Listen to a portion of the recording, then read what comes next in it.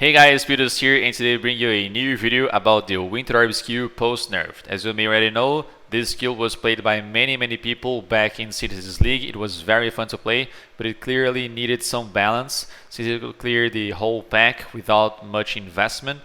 And well, you basically channel the skill and you could walk around and clear everything, alright? The duration was a lot longer. So you already know this story, and many people were asking me, can we still play Orb after the nerf? So I decided to take this project on and try to make this work, okay? So we've reached level 93, we've made an assassin. For the bandits, I've helped Delirium for critical strike multiplier and the resists. We also got opportunistic, unstable infusion, deadly infusion, and Mistwalker. These ascendancies and all the three is about getting as much critical strike multiplier, cast speed, and power charge as possible. Why? Because after the nerf, you can see in the Orb skill here that increase in reductions to cast speed also apply to projectile frequency, and we have 100% more projectile frequency while channeling. This means that you will have and you will cast more projectiles while you are channeling, while you're stopped, and you will have 100% less projectile frequency while walking. So I decided to gather as much cast speed as possible on the tree, and we've built this one around the Chaos Inoculation node, so we needed as much energy shield as possible as well. We also got the 3 power charge nodes here, and starting with the cluster jewel. The first one is a large cluster jewel with 8 passives, increased spell damage, with Arcane Adapt, Arcane Heroism, and Essence Rush with 2 jewel sockets. Arcane Adapt gives us some cast speed, some increased damage with channeling skills, and Arcane Surge after channeling for 1 second. Essence Rush increases spell damage while leeching energy shield and some cast speed as well.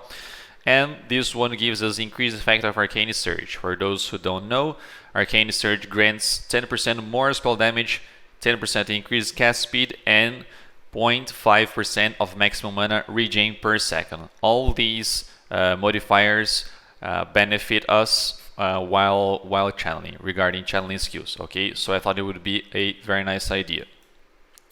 The 2 medium clusters, we have a 4 or 5 passive skills with channeling skills deal increased damage with precise focus, rapid infusion, and 1 dual socket.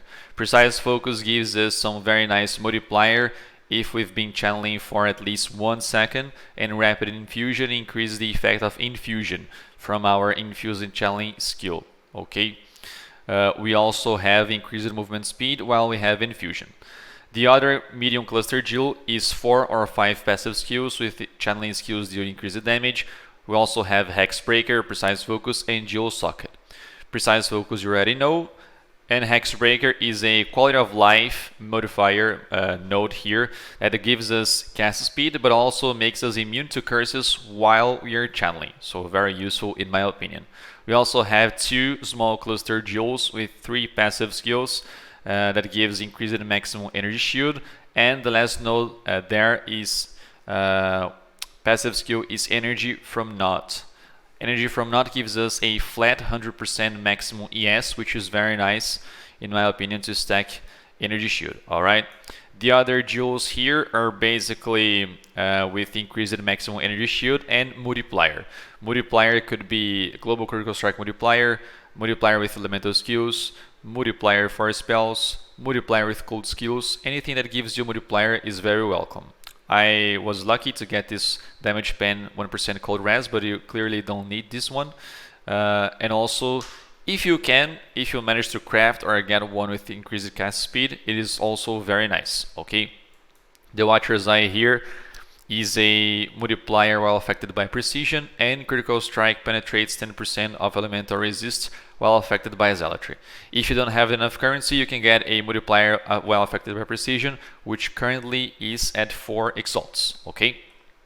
We also use a energy from within that gives us 6% of maximum energy shield, because we have all this circle here, which is very useful to stack energy shield as well.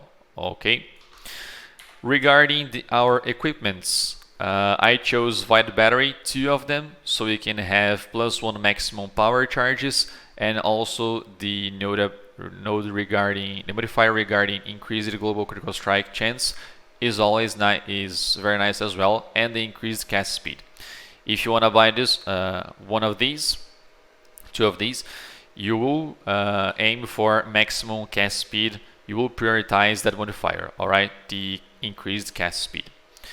For the helmet, you have 2 options. One option is to get a Crown of the Inward Eye, the one that drops from Sirus, with the enchantment that is in Winter Arbor has 2 maximum stages, because this one gives us plenty of energy shield and also increased reductions to spell damage, to energy shield, and to mana. Also applied, gives us increased damage.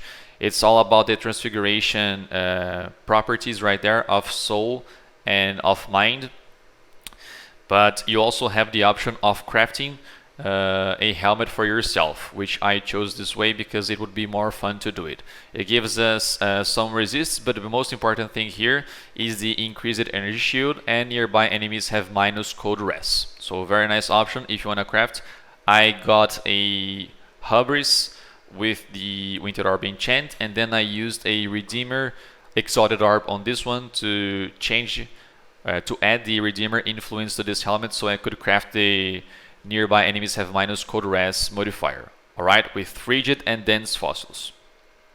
Next one is Badge of the Brotherhood, because it's a very nice amulet to stack frenzy charges with this build, since we are stacking power charges. The regular number of charges a character can have is 3 by default, but we've managed to get plenty of power charges on the tree and with our equipment, which gives us a 9 maximum number of power charges. You can also craft a +1 power charge on the helmet as well, so you can have 10 maximum power charges if you want, but it certainly will be more expensive. But by using the Badge of the Brotherhood, we automatically increase our maximum frenzy charge number equally to our maximum power charge number, which is 9. So then our maximum frenzy charge number is now 9. And how do we gain frenzy charges on this build? By using this chest, we've managed to craft a chance to gain frenzy charge on hit, which comes from the Redeemer modifier. The initial idea here was to get a regular frenzy charge on hit chest with plenty of energy shield, or to have a frenzy charge on hit with the explosion and some ES. But I was crafting this one with alterations, and I got the tier 1 increased energy shield with the chance to gain frenzy charge on hit. So I decided I was going to be using this one because it was giving us plenty of energy shield after the multi-mod. So I multi-modded it with flat energy shield and some intelligence and quality, which gives us plenty of energy shield. So I thought, well, we have an extra prefix right there. I'm gonna exalt this chest, and hopefully we'll get a energy shield modifier there. But luckily, we got the nearby enemies are blinded, which turned out to be even better. I wasn't hoping for this modifier at all, but nearby enemies are blinded is very, very nice for a defensive layer, because all nearby enemies will have less chance to actually hit you. So it's very, very nice. It's a property from also the Saboteur Ascendancy. So very nice quality of life there, but obviously you don't need this one. The thing that you're gonna prioritize on this one is frenzy charge on hit with plenty of energy shield. All right. So for the rings, we've got 2 Circle of Fears. One is with Herald of Ice, has reduced mana reservation, and another one is increased cold damage while affected by Herald of Ice. Both of rings have Herald of Ice has increased buff effect, so you can have a better clear speed. Okay. The reduced mana reservation, you can use the life and mana catalyst, so it increases the mana reservation by a lot, and it will make your build a lot more comfortable to play because you will have more mana. Okay. We have 40 max roll there, but with 20% quality, it will go up to 48%. Same thing here. This one is 55 roll, but with the elemental catalyst, it goes up to 20% more. So we have 66% increased cold damage while affected by Heart of Ice. Okay. Also, our boots, we've got some energy shield with resist. We crafted with elemental fossil and also the energy shield fossil. The last two pieces of gear, I bought this one for 10 exalts. It basically has energy shield properties with some resists, but this one, the percentage increased energy shield from body armor is very nice to have, especially if your ES from body armor is very high, because it will add 30% increased energy shield on top of the energy shield of the body armor. So very nice quality of life there. And also for the gloves, we've got a fingerless gloves because of the spell damage implicit, but you will prioritize here resist and energy shield alone. Okay. For the flasks, we have Cinder Swallow, helps us a lot while mapping, gives us plenty of recovery of energy shield and recovery of mana. It will make your mapping experience a lot comfortable. A Diamond Flask for our critical strikes, Dying Sun because of the AoE while mapping and also because of the 2 additional projectiles. Quartz Flask for mapping, some quality of life and some defensive layers with the dodge. And also Quicksilver for our movementation. You can swap Bottle of Faith with the Cinder Swallow at a very dangerous boss, like, I don't know, high-end bosses like Sirus, Elder, or any Conquerors, Shape Your Guardians, if you feel like. Okay, it's an option here if you have more currency to spend. Regarding the gems, we have increased the AoE with Heart of Ice and a portal. We also have Flame Dash, Cast and Damage Taken, Summon Lightning Golem, and Wave of Conviction. It's important to mention that you have to balance the Cast and Damage Taken level with Summon Lightning Golem and Wave of Conviction, so you don't prevent your Flame Dash to be cast. So also we have Second Wind with Dash. It makes our moving a lot more comfortable as well. And remember that you can cast this and also use dash. So you can be channeling, use dash. It's very useful. A Precision to get the benefits from our Watcher's Eye. Zealotry, Discipline, Vault Discipline, Enlighten 4, and Clarity. You also have to balance the level of Clarity and Enlighten 4 to make your experience the best with the mana regen and stuff. Also Stormbrand, Curse on Hit, Frostbite, and Elemental Weakness. Since we have Whispers of Doom, our maximum number of curses is now 2, and we can cast the Elemental Weakness and Frostbite on the enemy whenever it's being hit by the Stormbrand. Alright? And also, obviously, the Winter Orb setup, which is Conk Effect, Winter Orb, Infused Channeling, Energy Leech, Arcane Surge, and GMP. Overall speaking, this build clearly isn't on the meta. It was very hard, in my opinion, to increase all the damage and the survivability to make this build good again without investing too much currency. I think another possibility of making this one could be by going low life. We certainly would save a lot currency there. We could maybe use chevrons, Presence of Chayula, Bated Breath, but I'm not sure if that's gonna feel as good as it is right now by clearing packs with basically one-shotting the first monster and then letting the Heart of Ice do all the rest by exploding everything. Okay, so it is a bit expensive.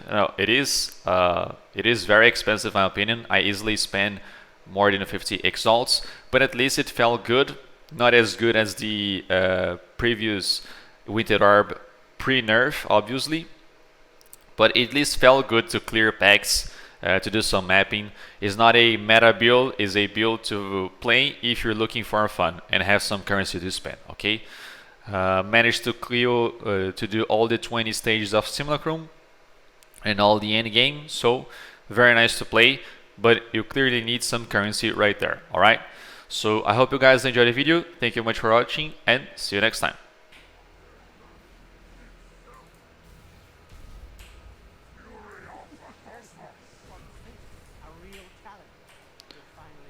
What's this? A real challenge?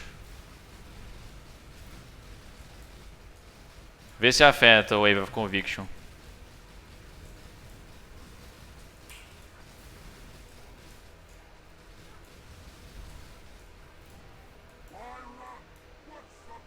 Why fun?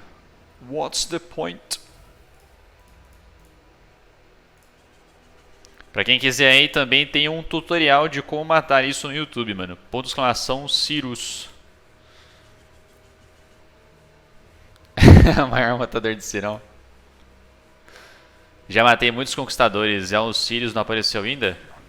Isso, o Sirius é depois de quando você pegar 20 Watchstones. Você já deve estar matando vários, né? Você tem que matar 20 aí. Pode ver que já já ele aparece.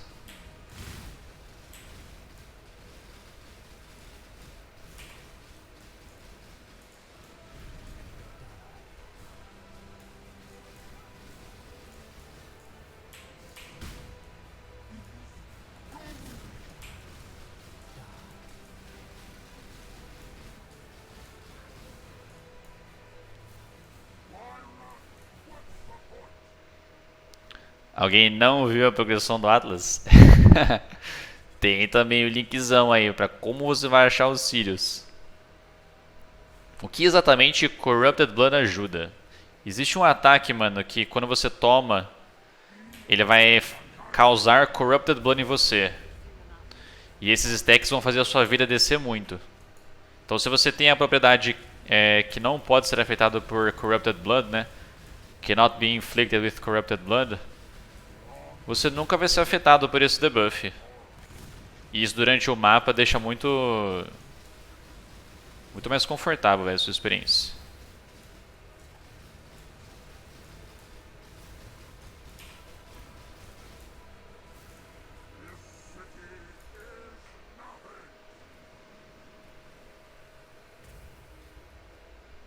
Última fase agora, hein? É muito bem feito, né, velho, os efeitos do mapa. Olha esse cenário.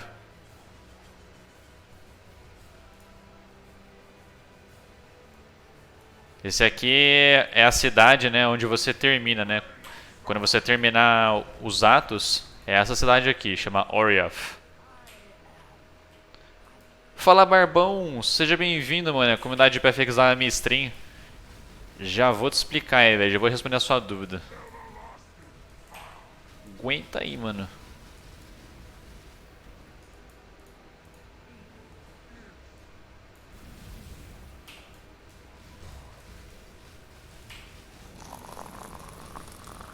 Barbão, muito obrigado pelo seu follow, humilde demais.